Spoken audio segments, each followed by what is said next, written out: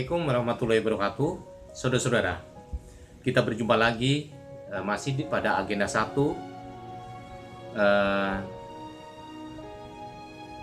Sekarang kita berjumpa dalam pembahasan analisis isu kontemporer.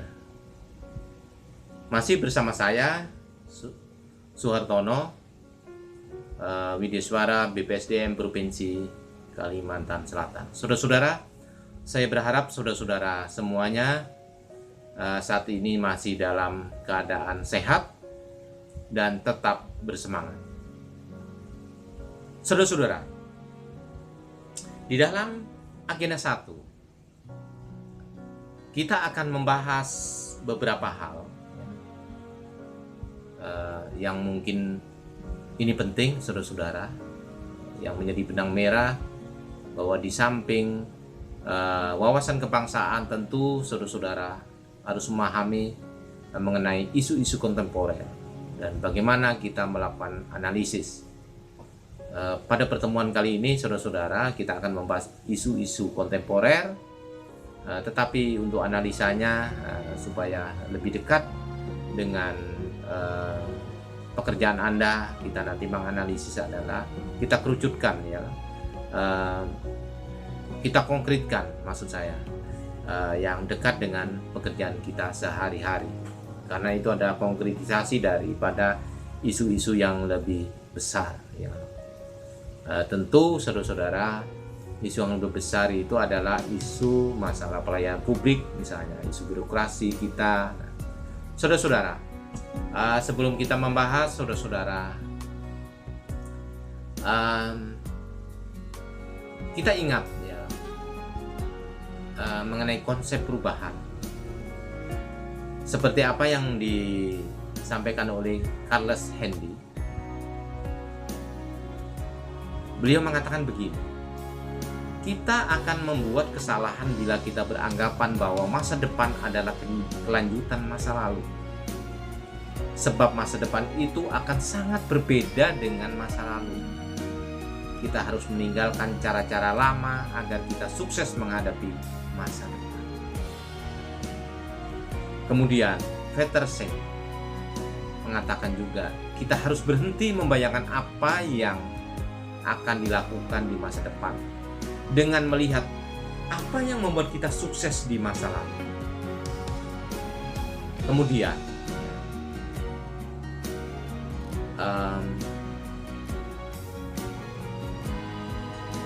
Michael Hammer, kalau kita merasa diri kita hebat, kita akan binasa. Sukses di masa lalu tidak menjamin sukses di masa depan. Ya. Saudara-saudara, apa yang dikatakan beberapa ahli tadi mengenai konsep perubahan, yang bisa kita tarik kesimpulan adalah, maksud saya yang bisa kita tarik benang merah daripada pendapat para ahli tersebut adalah bahwa saudara-saudara, cara-cara lama harus kita tinggalkan untuk kita bisa bersaing menghadapi persaingan yang begitu cepat saat ini dengan kemajuan sains, teknologi dan informasi, ya. Teknologi informasi saat ini, kita harus berpacu, kita harus berinovasi. Apa sih inovasi itu? Yaitu meninggalkan cara-cara lama, membuang cara-cara lama, kita ganti dengan cara-cara baru, yang sehingga kita dapat bersaing, ya. Kita memiliki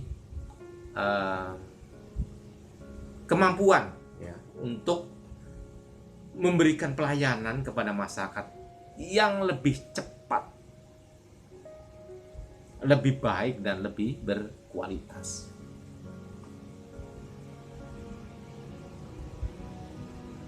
Sebab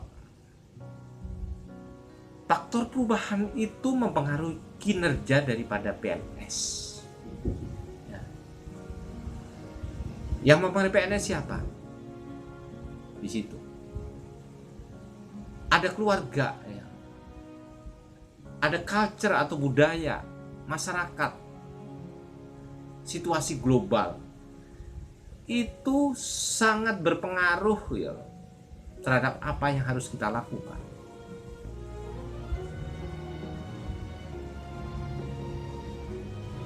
Sehingga dikatakan bahwa kita harus memiliki modal, ya.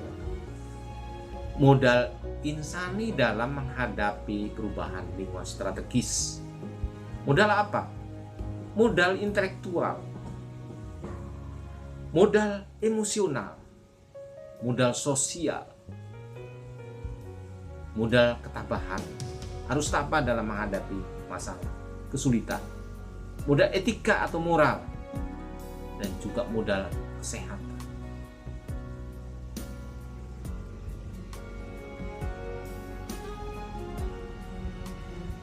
Oke, kita ambil contoh modal sosial, yaitu kesuksesan sebagai PNS, sebagai pelayan masyarakat. Jadi,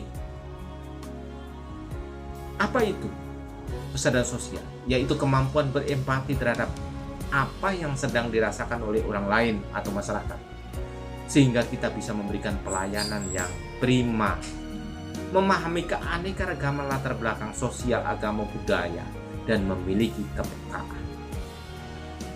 Kemampuan sosial, kemampuan mempengaruhi orang lain, kemampuan berkomunikasi dengan baik, dan mampu mengelola konflik, dan mampu mengajak orang lain.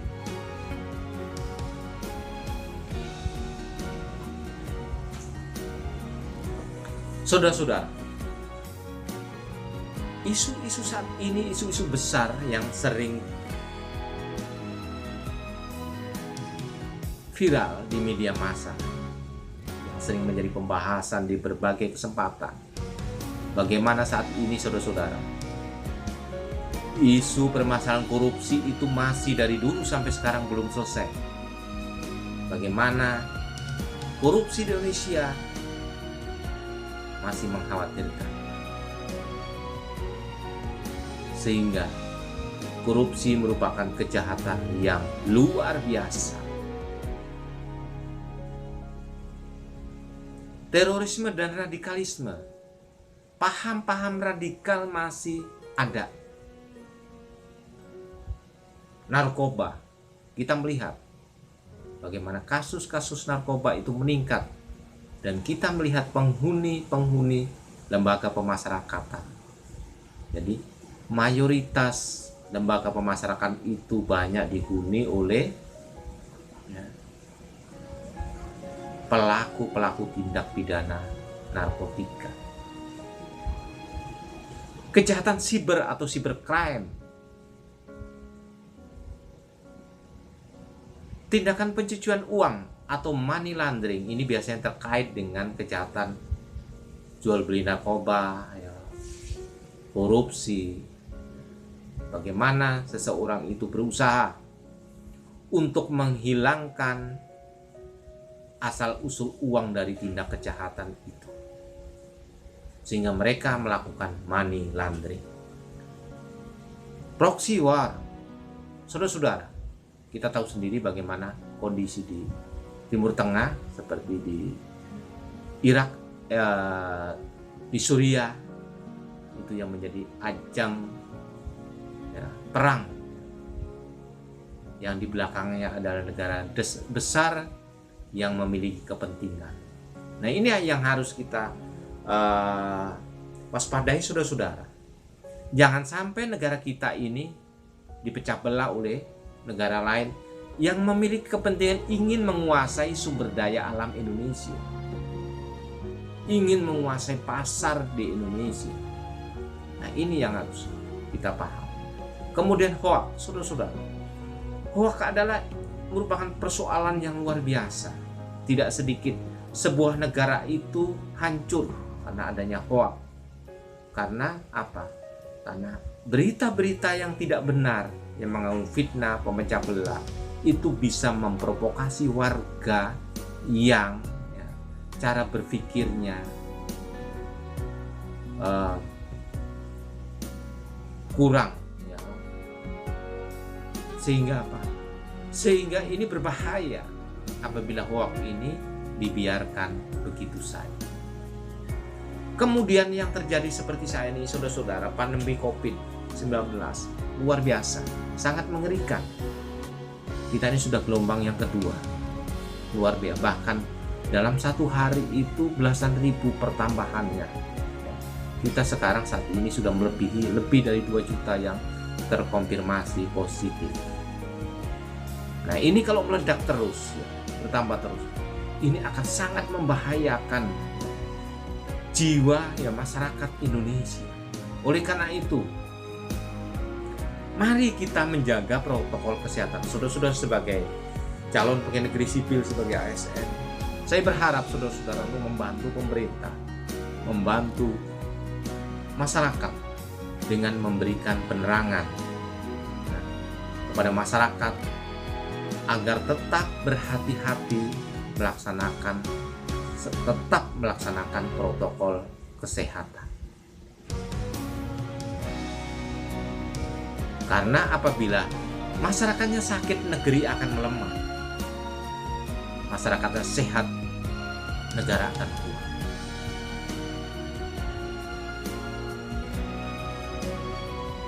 Saudara-saudara, itu tadi beberapa isu, saudara-saudara. Mengapa misalnya terorisme terjadi, radikalisme terjadi, narkoba terjadi, dan lain sebagainya. Saudara-saudara dapat menganalisa, mencari akar permasalahan.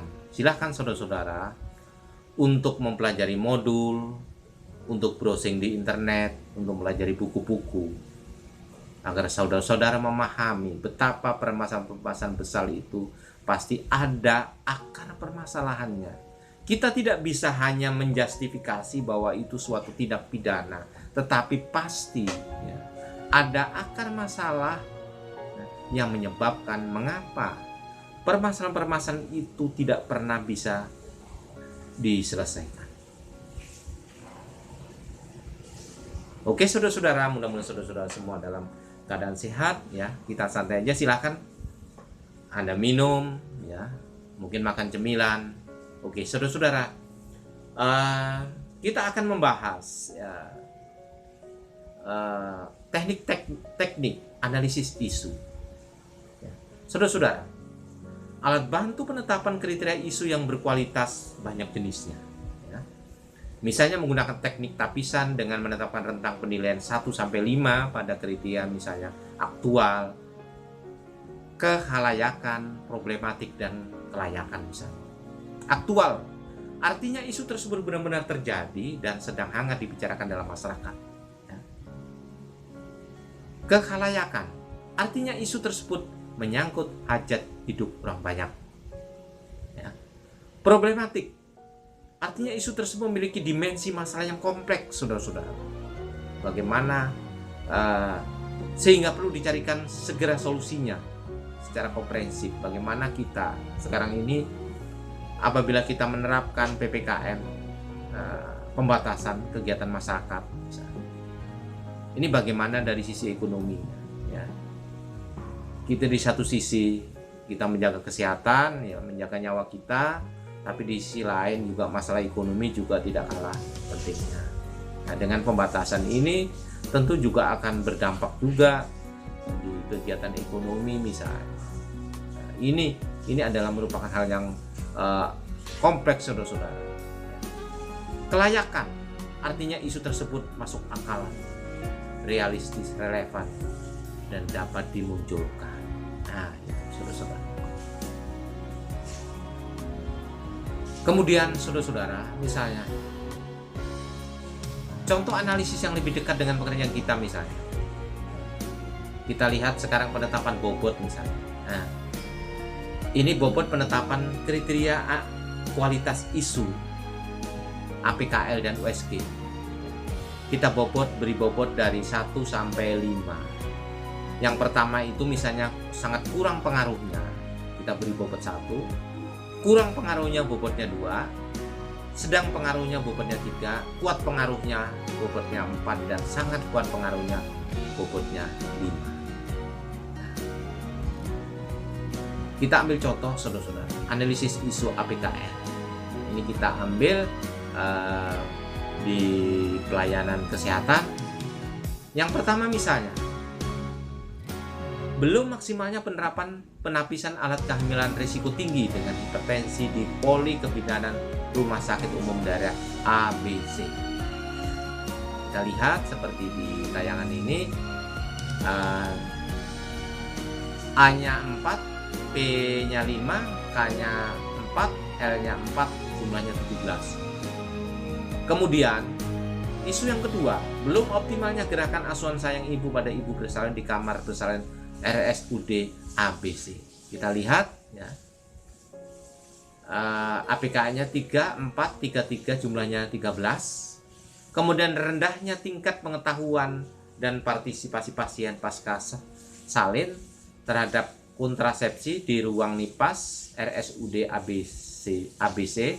Saudara-saudara bisa melihat di tayangan ini jumlahnya. Kemudian pojok laktasi belum digunakan secara optimal sebagai bagian dari kesuksesan program ASI eksklusif. Ya.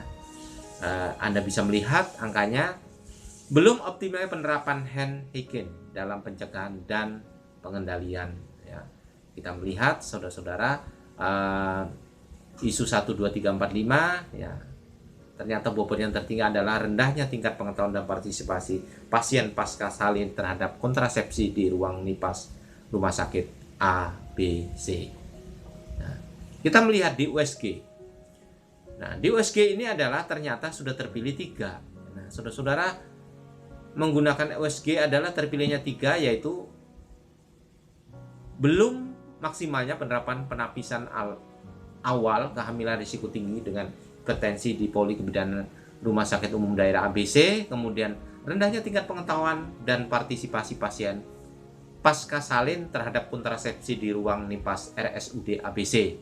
Kemudian pojok laktasi belum digunakan secara optimal sebagai bagian dari kesuksesan program ASI eksklusif. Nah, ternyata dari pembobotan ini yang tertinggi adalah rendahnya tingkat pengetahuan dan partisipasi pasien pasca salin terhadap kontrasepsi di ruang NIPAS RSUD ABC. Saudara-saudara, nah dari analisis ini saudara-saudara bisa mengangkat bahwa rendahnya tingkat pengetahuan dan partisipasi pasien pasca salin terhadap kontrasepsi di ruang NIPAS RSUD ABC ini bisa saudara angkat menjadi isu ya. Yang nantinya itu akan menjadi dasar saudara-saudara untuk memberikan jawaban melalui judul dan beserta kegiatan-kegiatannya. Yang nantinya kegiatan-kegiatan Anda itu diharapkan akan dapat mengatasi isu yang Anda angkat. Nah, saudara-saudara, itu adalah sebagai contoh. Saya tidak menjelaskan semuanya, mungkin saudara sudah mempelajari semua di modul ya, di modul Lembaga Administrasi Negara pada saat Anda mengikuti MOOC. Saya minta saudara-saudara untuk yang lainnya ya, teknik-teknik yang lainnya silahkan dipelajari di modul atau literatur yang membahas teknik analisis isu. Saudara-saudara, saya kira pertemuan kita untuk analisis isu kontemporer cukup sekian. Saudara-saudara, terima kasih atas perhatian saudara. Saya ucapkan semoga Anda selalu sukses dan tetap semangat. Salam sukses.